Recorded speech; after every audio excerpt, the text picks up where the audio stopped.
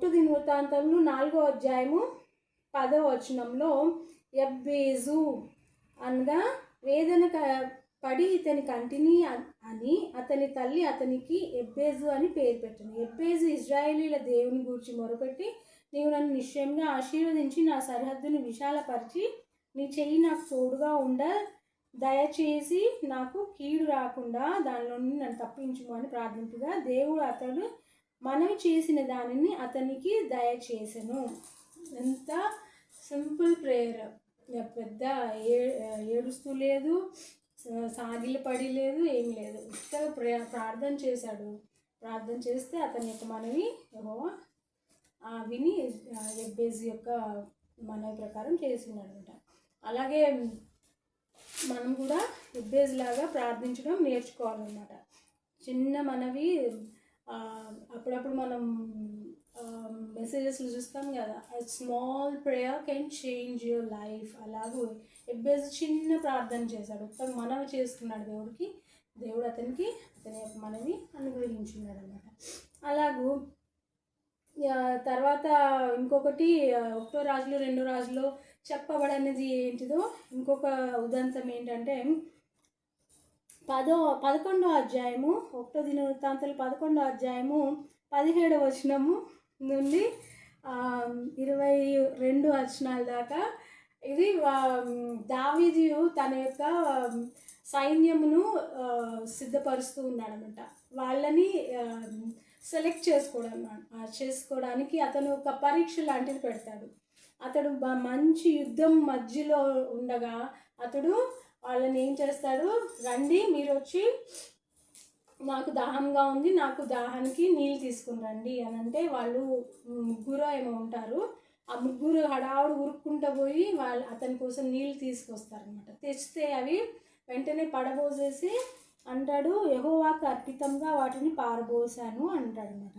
అయితే వాళ్ళలో ఫస్ట్ 3 తెచ్చిన వాళ్ళల్లో వాళ్ళ ఫస్ట్ బ్రేవరీని అతను గుర్తించి ఎవరెవరు యాషాబాము, ఎలియాజరు, అభిషేయాను 3 పరాక్రమశాలుగా అతని యొక్క సైన్యంలో అధిపతిగా నియమించున్నాడనమాట.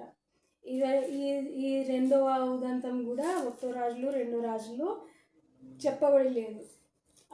తర్వాత మిగిలినదంతా 1వ రాజులు 2వ రాజుల్లో చెప్పబడింది మళ్ళీ రిపీట్ చేశారు 1వ దినవృత్తాంతంలో 2వ దినవృత్తాంతంలో. అలాగూ ఇంకొకటి బహు చక్కనైన ఉదంతం ఏంటంటే ఏంటది అభిషేకం పొందడం. పాత నిబంధనలో అభిషేకం ఎవరు పొందినారు? ఫస్ట్ టైం అన్నమాట. ఎవరు? అమాషా ఆత్మవశుడై దావీదు, మేము నీ వారము, మేము మీ పక్షంలో ఉన్నాము, నీకు సమాధానం కలుగును గాక అనగానే అప్పుడు అతడు ఏం చేస్తాడు, దావీదు వారిని చేర్చుకుని వారిని తన దండునకు అధిపతులుగా చేశాను. అమాషై ఎట్లా ఆత్మవశుడై, ఫస్ట్ టైం మనం పాత నిబంధనలో ఆత్మవశుడై అనే వచనం అనే వర్డ్ చదివి ఉన్నాం అనమాట. ఆత్మవశుడై ఇప్పటిదాకా నేనైతే పాత నిబంధనలో ఎక్కడ గమనించలే, మీకు ఎక్కడైనా గమనించి ఉంటే చెప్పండి, కానీ నేనైతే ఇదే ఫస్ట్ టైం గమనించాను. ఆత్మవశుడై అంటే ఆత్మ అతని మీద దిగి పరిశుద్ధాత్మ అతడు మాట్లాడాడు అనమాట. అమాషై దావీదు పక్షంగా మాట్లాడగా అతన్ని దండుకి హెడ్గా నియమించబడతాడనమాట. ఇంకో 4వ ఉదంతము ఏంటంటే నాతాను ఏం ప్రవచిస్తాడంటే సొలొమోను మందిరము నిర్మిస్తాడు అని అంటాడనమాట. అంటే మందసపు పెట్టె తెస్తాడు కదా దావీదు, 2 సార్లు ప్రయత్నించి 2వ సారి విజయవంతంగా తీసుకొని వస్తాడు మందసపు పెట్టెని యెరూషలేము పట్టణంకు.